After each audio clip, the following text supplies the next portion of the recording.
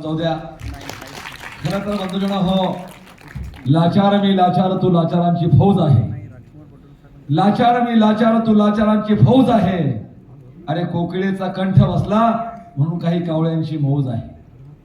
ही परिस्थिती आपण सगळ्यांनी जाणून घेतली पाहिजे आणि वास्तविकता जी आहे, जे काय आरोप प्रत्यारोप या ठिकाणी सन्माननीय बडोले साहेबांवरती त्यांच्या परिवारावरती झालेत, त्याचं सगळं clarification on camera Lord Buddha टेलिव्हिजनच्या माध्यमातून या ठिकाणी देण्याचा प्रयत्न साहेबांनी केलेला आहे. आणि यानंतर खरं तर हा कार्यक्रम पुढे जात असताना या कार्यक्रमाला संपूर्ण महाराष्ट्रामधून अनेक लोकांचं खूप मोठं सपोर्ट सहकार्य सातत्याने मिळत आहे आणि हे सातत्य आपल्याला कायम ठेवायचं आहे. माणसं जोडण्याचं काम करणारं लॉर्ड बुद्धा टेलिव्हिजन आज या अवस्थेमध्ये आहे आणि त्यामुळे हा कार्यक्रम होत असताना महारेजिमेंटचे सन्माननीय खंडागळे साहेब आणि सन्माननीय गवई साहेब इथल्या नागपूर शाखेचे त्यांची संपूर्ण टीम या व्यवस्थेसाठी आहे. मी विनंती करतो या कार्यक्रमामध्ये सचिनजी मुनसर लॉर्ड बुद्धा टेलिव्हिजनचे मुख्य संचालक त्यांनी सन्माननीय खंडागळे साहेब आणि गवई साहेबांचा या ठिकाणी एक पुष्प देऊन सन्मान करावा. महारेजिमेंटचे सन्माननीय खंडागळे साहेब आणि गवई साहेब.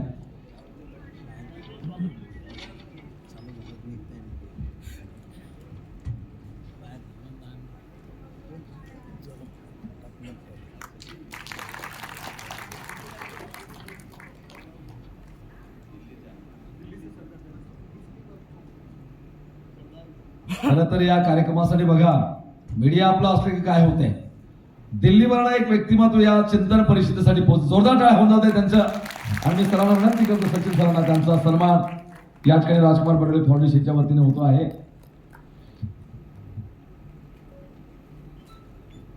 बंधूजनो, वादाने माणसं दूर होतात. वादाने माणसं दूर होतात, कठोर शब्दाने तीव्र जखमा होतात. वादाने माणसं दूर होतात, कठोर शब्दाने तीव्र जखमा होतात. युक्तिवादाने टाळ्या मिळतात आणि प्रेमानं सर्वांची मने जिंकल्या जातात असे तथागत म्हणतात. आणि हाच तथागताचा विचार घेऊन ही चिंतन परिषद समाज जोडण्याचं काम, भावंडांना एकत्र आणण्याचं काम या माध्यमातून होते आहे. आणि यानंतर खरं तर या चिंतन परिषदेला पुढे घेऊन जाण्यासाठी मी या चिंतन परिषदेचे अध्यक्ष सन्माननीय नागपूर विद्यापीठाचे माजी कुलसचिव डॉक्टर पूरणचंद्र मेश्राम साहेब यांना विनंती करतो की सर, आपण या ठिकाणी पुढील सूत्रसंचालन करावं. सगळ्या विचारधारेच्या सर्व मान्यवरांना आपल्या नियोजनाप्रमाणे संधी द्यावी आणि आपण सर्वांना जाणून घ्यावी की ही राज्यस्तरीय होणारी आरक्षणाची उपवर्गीकरणाची चिंतन परिषद खऱ्या अर्थाने एका लक्षवेधी ठरेल. सन्माननीय पूरणजी मेश्राम सर.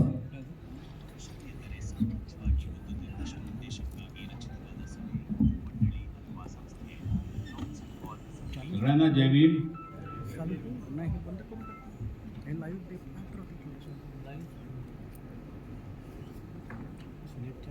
या ऐतिहासिक अशा आरक्षण उपवर्गीकरण चिंतन परिषदेचं उद्घाटन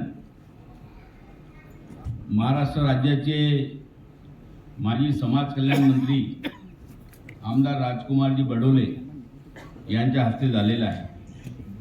आणि आता चर्चासत्राला आपण सुरुवात करत आहोत. आज या ठिकाणी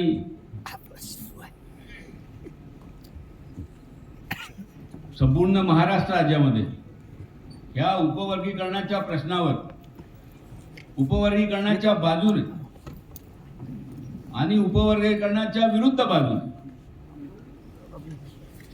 संपूर्ण महाराष्ट्रामध्ये दोन मतप्रवाह उभे ठाकलेले आहेत. आणि या परिषदेचं महत्व असं आहे की या परिषदेमध्ये या दोन्ही मतप्रवाहाचं प्रतिनिधित्व करणारे आणि या दोन्ही मतप्रवाहाचं महाराष्ट्र राज्यस्तरीय प्रतिनिधित्व करणारे विविध सामाजिक संघटनांचे प्रतिनिधी, त्यांचे प्रमुख, विचारवंत, अभ्यासक, संशोधक आज या ठिकाणी आलेले. आणि डॉक्टर बाबासाहेब आंबेडकरांनी भारतीय राज्यघटनेमध्ये कलम 16(4) मध्ये जे आरक्षण दिलं, आणि महाराष्ट्र राज्याची 59 जातीची अनुसूचित जातीची जी यादी बनवली त्यामध्ये 59 जातीला एका कुटुंबाचं असं स्वरूप दिलेलं आहे. आपण एक फॅमिली आहोत, एक कुटुंब आहोत. आणि म्हणून त्या कुटुंबातले जे सगळे भाऊ आहेत त्यांचे स्वतःचे इश्यू आहेत, काही विचार आहेत. पण आज या परिषदेच्या निमित्तानं आज सगळे लोक यांना या परिषदेमध्ये आम्ही आमंत्रित या ठिकाणी केलेलं आहे. सगळे लोक या ठिकाणी विचार मांडणार आहेत. आणि म्हणून आज या ठिकाणी बौद्ध महार समाजाचे प्रतिनिधी आहेत, मातंग समाजाचे प्रतिनिधी आहेत, चर्मकार समाजाचे प्रतिनिधी आहेत, वाल्मिकी समाजाचे प्रतिनिधी आहेत, मांगारोडी समाजाचे प्रतिनिधी आहेत. केवळ प्रतिनिधी नाहीत तर ते त्यांचं राज्यस्तरीय नेतृत्व करत आहेत असे लोक या ठिकाणी आहेत. आणि म्हणून ही चिंतन परिषद ही वादविवाद करण्यासाठी ठेवलेली नाही आहे, तर आपल्याला आपसामध्ये संवाद करण्यासाठी ही परिषद या ठिकाणी बोलवलेली आहे. आपण या ठिकाणी लक्षात ठेवा. आणि या संवादातून काही मार्ग निघतो काय? या भावांमध्ये ज्या पद्धतीने संघर्ष उभा झालेला आहे तो संघर्ष दूर होऊन काही कॉन्क्रीट अशा पद्धतीचं सजेशन आपल्याला शासनाला देता येते का? हा 59 जातीला सुद्धा न्याय मिळाला पाहिजे. आणि 59 जातीच्या येणाऱ्या ज्या आमच्या पुढच्या पिढ्या ज्या आहेत त्या पिढ्यांमध्ये सुद्धा एकजूट राहिली पाहिजे.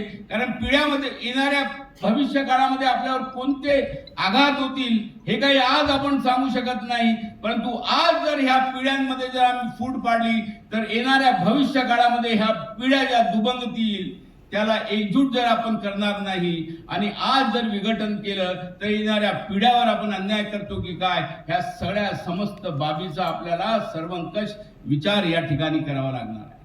आणि म्हणून त्या दृष्टिकोनातून की चेहरे पे मुस्कान दिलों में लेकर खाई बैठे हैं करके सारे लोग हिसाबे पाई पाई बैठे हैं और आज वसीयत करने वाले हैं बाबूजी दौलत की. आज वसीयत करने वाले हैं बाबा की दौलत की और घर में पहले बार इकट्ठा सारे भाई बैठे हैं. आणि बाबासाहेबांची जी वसाहत आहे जी संविधानाच्या रूपानं आम्हाला मिळाली आहे आज त्या वसाहती कायम राहील की नाही, ते सुरक्षित राहील की नाही याच्याबद्दल सगळे भाऊ विचार विमर्श करण्यासाठी आज या ठिकाणी बसलेले आहे. आणि म्हणून आज या ठिकाणी महाराष्ट्रामध्ये जे उपवर्गीकरण होत आहे हे पहिल्यांदा होत आहे.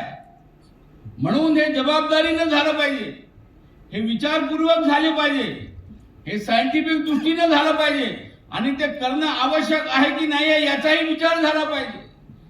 तेलंगणामध्ये झालेला आहे, कारण आंध्र प्रदेशामध्ये ऑलरेडी याच्या पूर्वी उपवर्गीकरण झालं होतं. त्यामुळे तिथे उपवर्गीकरणाची मानसिकता होती, तिथे ऑलरेडी डाटा वगैरे वगैरे सगळं तयार होतं. पंजाबमध्ये 75 पासून आहे, कर्नाटकामध्ये आहे, हरियाणामध्ये आहे. पण महाराष्ट्र राज्यामध्ये हे पहिल्यांदा होत आहे, तुम्ही आम्ही लक्षात ठेवलं पाहिजे. आणि म्हणून महाराष्ट्रामध्ये जर पहिल्यांदा होत असेल तर ते विचारपूर्वक झालं पाहिजे. हे होणारं उपवर्गीकरण 59 जातीवर अन्याय करणारं नको, सगळ्यांना न्याय देणारं असलं पाहिजे आणि येणाऱ्या पुढच्या पिढ्या याला सुरक्षा देणारं असलं पाहिजे. आणि म्हणून जर ते महाराष्ट्र राज्यामध्ये पहिल्यांदा होत असेल तर ते विचारपूर्वक झालं पाहिजे, संवैधानिकरित्या झालं पाहिजे, सायंटिफिकरित्या झालं पाहिजे. आणि जर याची आवश्यकता नसेल तर ते करण्याची आवश्यकता नाही. तर दुसरे संवैधानिक मार्ग या अनुसूचित जातीतल्या मागासवर्गीयांच्या कल्याणासाठी आहेत काय ते सुद्धा आपल्याला शासनाला प्रबोध करता येतील काय आणि यातून काही कॉन्क्रीट मार्ग जो आहे शासनाला देता येईल काय याचा विचार करण्याची वेळ आहे. आणि म्हणून या दृष्टिकोनातून एक चिंतन मंथन करण्यासाठी ही परिषद या ठिकाणी आयोजित करण्यात आलेली आहे. फार वक्ते या ठिकाणी बोलणार आहेत. 4 वाजता हे सभागृह आपल्याला खाली करायचं आहे आणि त्यामुळे मी या परिषदेचा अध्यक्ष या नात्याने मी या चर्चासत्राला सुरुवात करतो.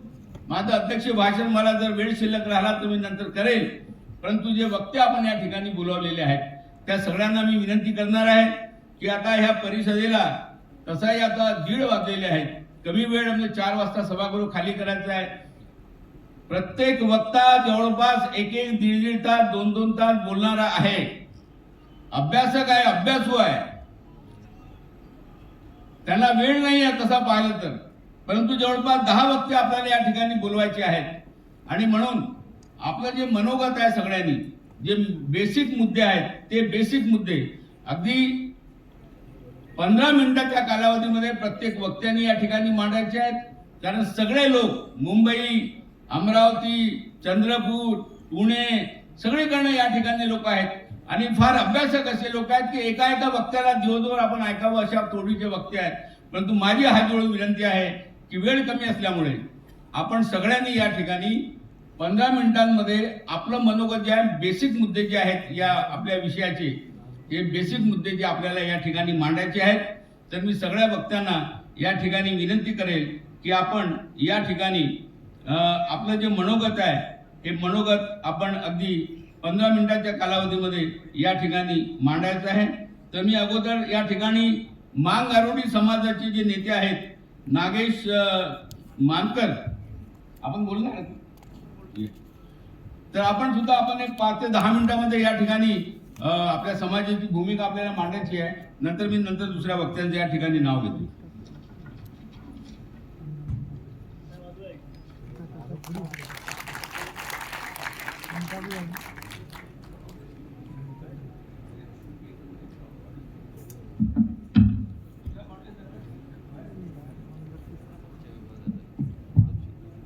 आजच्या या लॉर्ड बुद्ध टीव्ही चॅनल आणि राजकुमारजी बडोले फाउंडेशन आणि लहू सेनेच्या वतीने आरक्षण उपवर्गीकरणाच्या विषयावर चिंतन बैठक आयोजित केली. मंचावर बसलेले अनेक समाजाचे नेते, आता सगळ्यांचे नाव घेतलं एक तर आपल्याला वेळेची मर्यादा आहे, त्याच्यामुळे पूर्ण नाव न घेता आदरणीय मंच आणि माझ्या समोर बसलेले बंधू भगिनींनो, आपल्याला माहित आहे आता जे 1 ऑगस्ट 2014 रोजी सुप्रीम कोर्टाचा जो निर्णय आला की अनुसूचित जातीच्या 13% उपवर्गीकरण, तर अनंत बदर समितींना जो अहवाल तयार केलेला आहे आणि माझी लॉर्ड बुद्ध चॅनलच्या माध्यमातून शासनाला विनंती आहे की मी एक मांगारोडी समाजाचं नेतृत्व करतो आणि माझी दुसऱ्यांदा नगरसेवक म्हणून प्रभाग 34 मध्ये नागपूर महानगरपालिकामध्ये निवड झाली. आणि तुम्हाला एक सांगू इच्छितो की माझा मांगारोडी समाज हा SC मध्ये 47 नंबरवर येतो, परंतु आजही तो शैक्षणिक, आर्थिक, सामाजिक कोसो दूर आहे, कोसो दूर. आजही 0% 0 लावले तरी तो त्या परिस्थितीमध्ये जगत आहे. आणि तो महाराष्ट्रातच नव्हे, अनेक राज्यामध्ये या समाजाची परिस्थिती हीच आहे. तर माझा काय आणि माझ्या बुद्धिस्ट बांधव असतील, चांभार असतील, अनेक जे काय अनुसूचित जाती याच्यामध्ये येतात, आमचा कोणाशी काही असे द्वेष नाही, ना लढाई नाही. आणि परमपूज्य डॉक्टर बाबासाहेब आंबेडकरांनी जे काही आरक्षण दिलेलं आहे ते दलित, पीडित, शोषित लोकांचा विकास झाला पाहिजे याकरता ते आरक्षण दिलेलं आहे. म्हणून माझी एकच विनंती आहे आपल्या चॅनल तर्फे की शासनाने ज्या समाजाची जशी गरज आहे त्याची आर्थिक, सामाजिक, शैक्षणिक भौगोलिक परिस्थितीचा अभ्यास करून, लोकसंख्येचा अभ्यास न करता याचा अभ्यास करून खरंच या आरक्षणाची ज्या समाजाला गरज आहे त्याला त्याचा न्याय दिला पाहिजे आणि त्याचा विकास झाला पाहिजे. आमची कोणासोबत काही लढाई नाही, सगळे आपले बांधव आहे आणि सगळे बांधवासारखेच राहिले पाहिजे.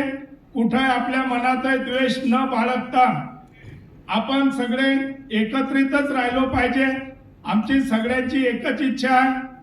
अनेक नेते आपल्याला आता मार्गदर्शन करतील. मी एवढंच बोलतो आणि इथे मला लहू सेनेच्या वतीनं आणि राजकुमारजी बडोले फाउंडेशनच्या वतीनं, लॉर्ड बुद्धा चॅनलच्या वतीनं मला इथं आमंत्रित केलं. मी त्यांचे खूप खूप आभार मानतो आणि माझ्या वाणीला विराम देतो. जय भीम, जय शिवराय.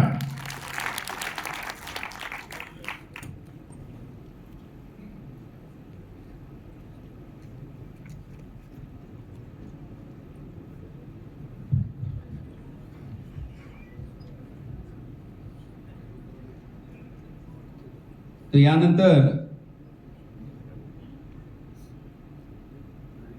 यानंतर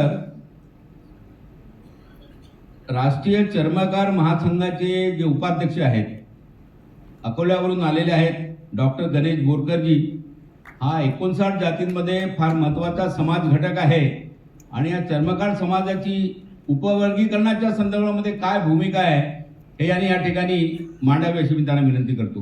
वक्त्यांना विनंती आहे की कृपया कोणाच्या स्टेजवरील लोकांचे नाव घेऊ नका. आणि दुसरी महत्वाची सूचना आहे की जर एखादी कोणी मुद्दे मांडले तर त्या मुद्द्यांचं पुन्हा रिपिटेशन करू नका, पुन्हा तेच मुद्दे कोणी मांडू नका. आणि विशेषतः आपण त्या समाजाचे प्रतिनिधी म्हणून आपण इथे आलेले आहोत, त्या समाजाची भूमिका आणि त्या संघटनेची भूमिका उपवर्गीकरणाच्या बाबतीमध्ये काय ती स्पष्टपणे आपण या ठिकाणी मांडावी. धन्यवाद सर. मला वाटतं आपण सर्वांनी एकदा जय भीम जोरात म्हटलं की कोणाचं नाव घ्यायची गरज पडणार नाही.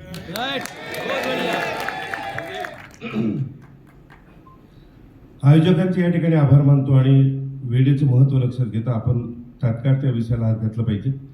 आयोजकांची यासाठी आभार मानतो आणि ही सर्व मंडळी जी आहेत यांचे आभार याच्यासाठी मानतो की सर पहिल्यांदा एक असा चेंज दिसला. जे महामानवांचे प्रतिमा आहेत त्यांना हार अर्पण करताना आपण जर निरीक्षण केलं असेल तर संत रविदासांच्या प्रतिमेला लहुजी सेनेने हार घातला, अण्णाभाऊ साठेच्या प्रतिमेला बडोले साहेबांनी हार घातला. हा सामाजिक बदल महत्वाचा आहे. आणि आपलं दैवत जरी असलं तर आपला प्रत्येकाचा एकच बाप आहे. त्या बापाचं नाव तुम्हाला माहित आहे. त्यामुळे बाबासाहेब जर आपले बाप आहेत आणि बाबासाहेबांच्या विरोधात जर कुणी वागत असेल तर तो आपला बंधू नाही.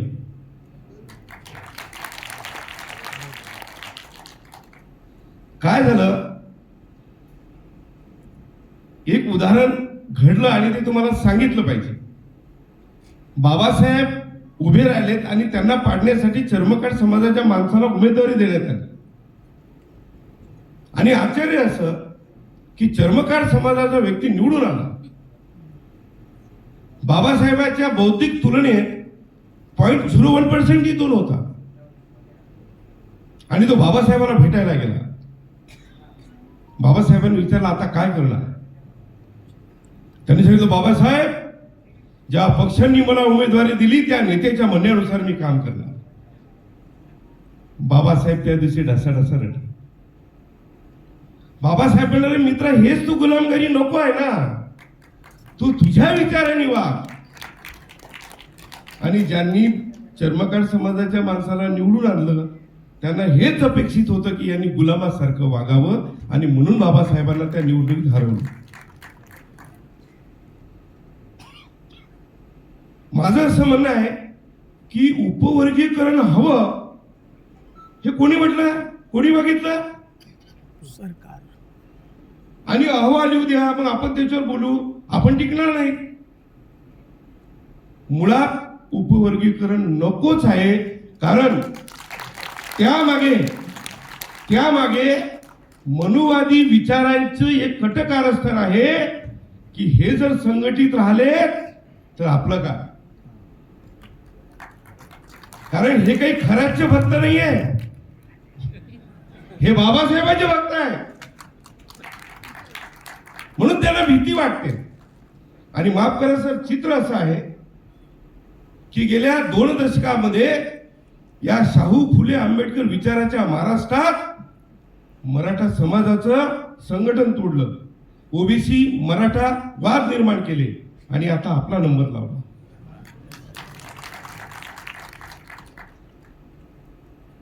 त्यामुळे दुर्दैव असं आहे की बाबासाहेबांनी रक्ताचं पाणी करून जे संविधान लिहिलं ते मनुवादी विचारांच्या हातात आहेत, ते राज्यकर्ते आहेत.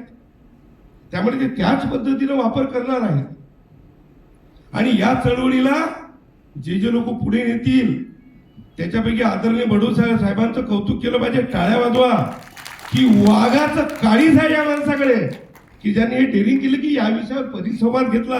माझी विनंती आहे सर, विमानाने प्रवास करू नका.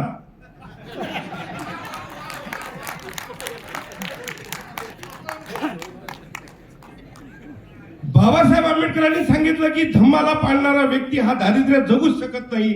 म्हणून आम्ही स्वाभिमानी आहोत, मेहनतीने उभे झालो. आणि काय म्हणतात की भांडवलदाराच्या हातात जर लोकशाही केली तर ही लोकशाही राहणार नाही.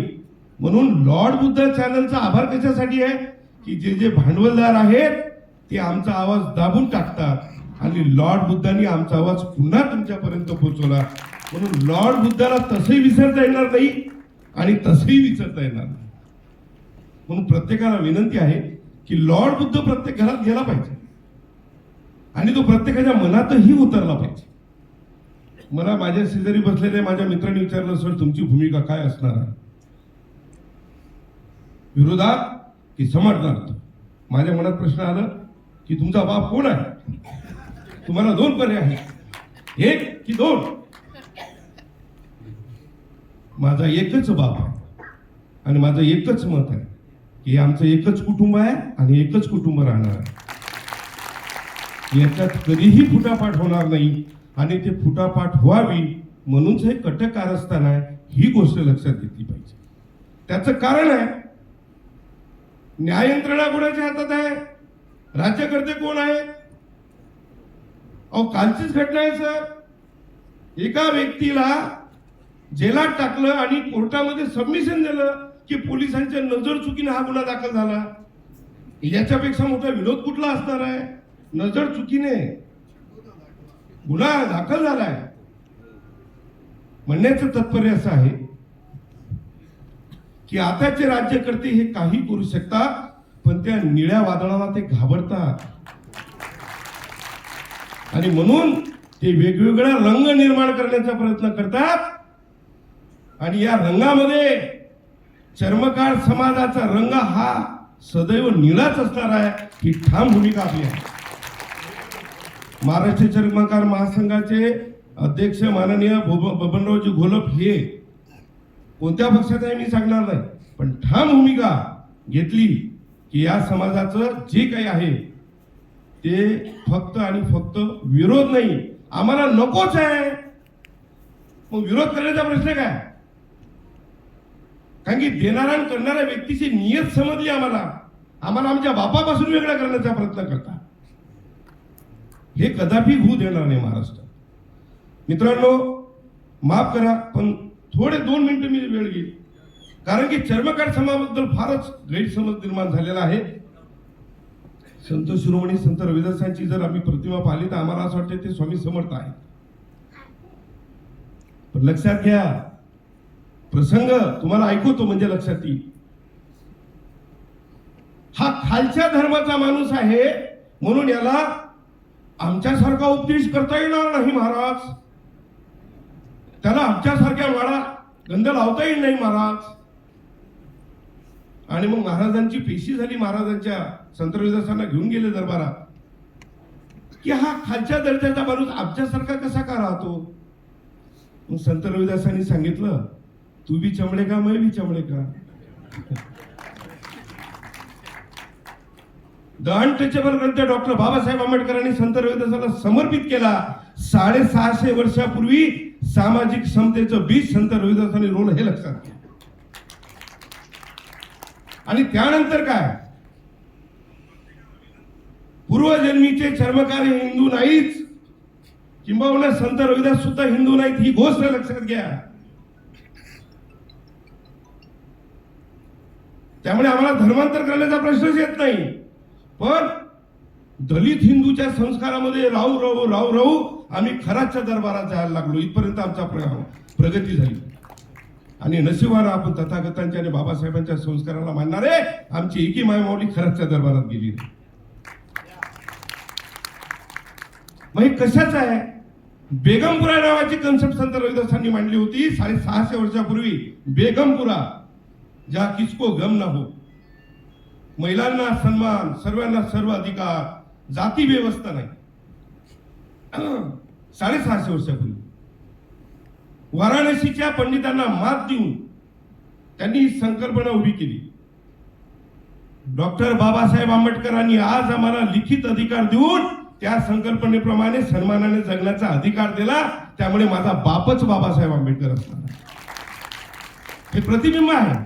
बेगमपुरा या संकल्पनेचं प्रतिबिंब आहे. पण आता काय झालं, बौद्ध लोक चर्मकाराचा राग का करू लागला याचं संशोधन झालं. जे मनुवादी डोक्याचे आहेत त्यांच्या लक्षात आलं की तथागतांना मानणारे हे विज्ञानवादी लोक आहेत, हे बुवाबाजीला बळी पडणार नाही. मग काय केलं पाहिजे? मग मातंग, चमार, 59 जाती यांना संधी दिली. निवडणुकीच्या वेळेस आमदारकीसाठी सर्वप्रथम चर्मकारांना प्राधान्य दिले जाते. का? त्याच्यात गट्स आहेत म्हणून, त्याच्यामध्ये क्वालिटी आहे म्हणून नाही. आम्हाला बुद्ध नको, आम्हाला बुद्ध नको. हे भाडगावचे देशाच्या बाहेर जाताना म्हणतात हम बुद्ध के भूमी से आए हैं.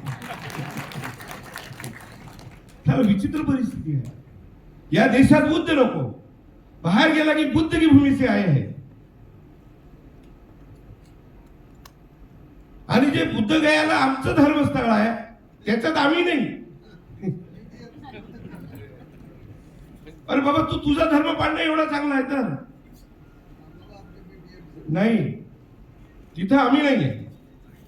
म्हणून माझा सर स्पष्ट आरोप आहे, उपवर्गीयकरण हे काही जाती व्यवस्था आणि आरक्षणाचं नाहीये. बुद्ध धर्माचा प्रचार थांबावा, बुद्ध थांबावा हा कटकार असतो. त्यामुळे मांग मातंग चमार 59 जातीने विचार करू नये. तुमच्या पाठीले पोटाले गाळगा होता हे विसरू नका. ते सोडवलं कोण हे लक्षात घ्या आणि आमिषाला बळी पडू नका. आमचे लोकप्रतिनिधी जोकरासारखे संसदेमध्ये उभे राहतात. जोकर आहेत, जोकर. समजलं तुम्ही? मला आठवलं म्हणून बोललो.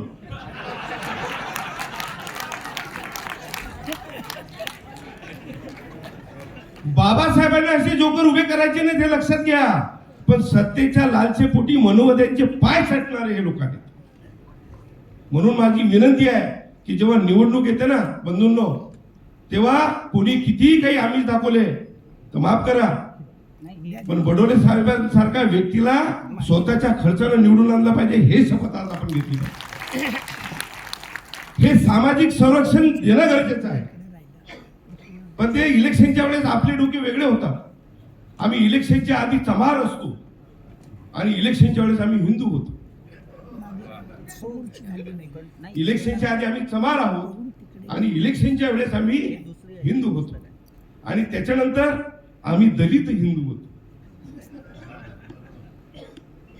दलित हिंदू होतो.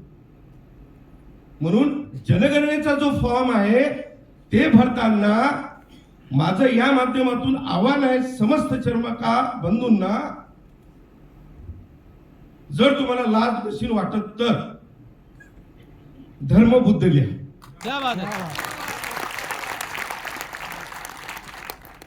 आणि जर तुम्ही गुलामगिरी विचारसरणीचे असाल तर तुम्ही हिंदू नका लिहू, दलित हिंदू लिहा. धर्मलितांना फक्त हिंदू नका लिहू, कारण की तुम्हाला दलित हिंदू समजले जाते. तर तुम्ही दलित हिंदू लिहा ना. पण ज्या मानसिकतेने जनगणनेचा फॉर्म बदलला तयार केलेला आहे, त्या मनुवादी व्यक्तींनी धर्माच्या ठिकाणी फक्त हिंदू शब्द टाकलेला, दलित हिंदू का नाही टाकत. म्हणून माझं निवेदन आहे चर्मकार समाजाच्या सर्व सदस्यांना विनंती आहे, जनगणनेचा फॉर्म भरताना स्वाभिमानानं, बोरकरजी कन्क्लूड करायचं.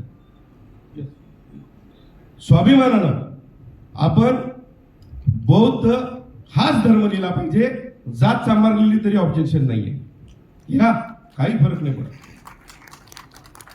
त्यामुळे आता या सर्व गोष्टींचा सार काय असणार आहे की माझा पहिलं ऑब्जेक्शन आहे की जसं लाडकी बहीण बद्दल आम्ही पैसे मागितले नाही, तुम्ही जबरदस्तीने आम्हाला दिले, आणि काय झालं परिणाम स्वरूप सर, विद्यार्थ्यांच्या शिष्यवृत्ती भेटली नाही, विधवा महिलांचे पेन्शन्स भेटले नाही, आणि लाडक्या बहिणींना तुम्ही पैसे देताना आता तर नवीन बातमी आली की टेक्नॉलॉजी एवढी डेव्हलप केली की फक्त SC महिला त्याच्यातून वगळण्यात आल्या या इन्स्टॉलमेंट मध्ये.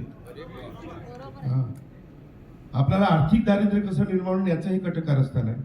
म्हणून मला असं वाटतं की बौद्धांनी सुद्धा बौद्धाला तपासण्याची गरज आहे आणि चर्मकारांनी सुद्धा चर्मकारांना तपासण्याची गरज आहे. असं तर नाही की बाबासाहेबांचा फोटो घेऊन मनोवादी डोक्यांना आपल्याला लुबाडतोय. याला थांबलं पाहिजे, याला रोखलं गेलं पाहिजे, हे निवेदन या ठिकाणी करतो. आणि दोनच गोष्टी या ठिकाणी सांगतो.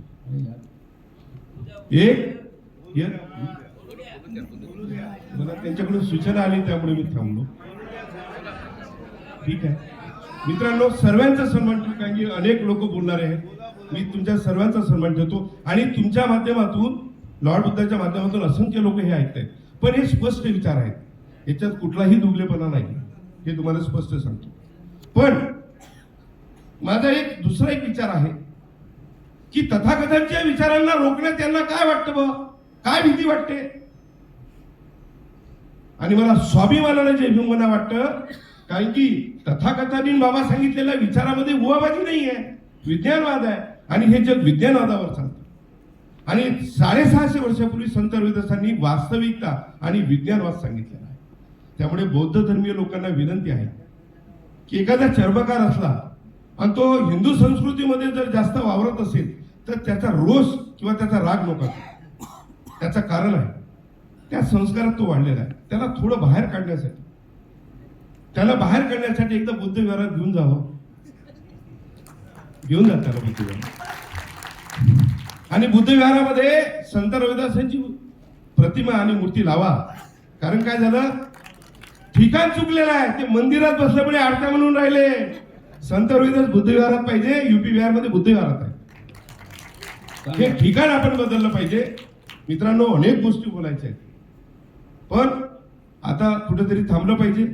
आयोजकांनी संधी दिली त्याबद्दल मी या ठिकाणी मनापासून सर्वांचा आभारी आहोत. थांबतो. जय हिंद, जय भीम. धन्यवाद बोरकरजी. इथे या ठिकाणी आणखी जवळपास 10 वक्ते बोलणार आहेत आणि त्यामुळे सगळ्यांना अगदी 10-15 मिनिटांमध्ये आपलं मनोगत या ठिकाणी व्यक्त करायचं आहे. सगळे जोरदार वक्ते आहेत आणि सगळ्यांनी जर भाषण केलं, सगळे लोक जास्त बोलण्याची आपण त्यांना सगळ्यांना ऑफर देऊ शकतो की आपण जास्त बोला, परंतु सगळ्यांना न्याय मिळाला पाहिजे. सगळ्यांना समान न्याय मिळावा यासाठीच ही चिंतन परिषद आहे. त्यामुळे सगळ्यांनी आपलं मनोगत या ठिकाणी मांडायचं आहे. 15 मिनिटांमध्ये सगळ्यांनी, प्रत्येक वक्त्यांनी आपलं मनोगत या ठिकाणी मांडावं. मी या ठिकाणी आता लहुजी ब्रिगेडचे अध्यक्ष जे आहेत डॉक्टर अंकुश गोतावळेजी यांना विनंती करतो की त्यांनी या ठिकाणी आपलं मनोगत व्यक्त करा.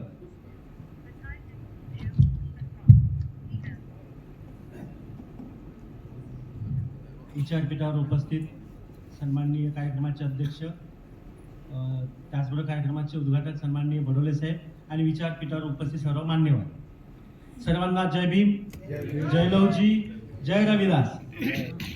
मी आपलं म्हणणं 15 मिनिटाच्या आताच पूर्ण करतो.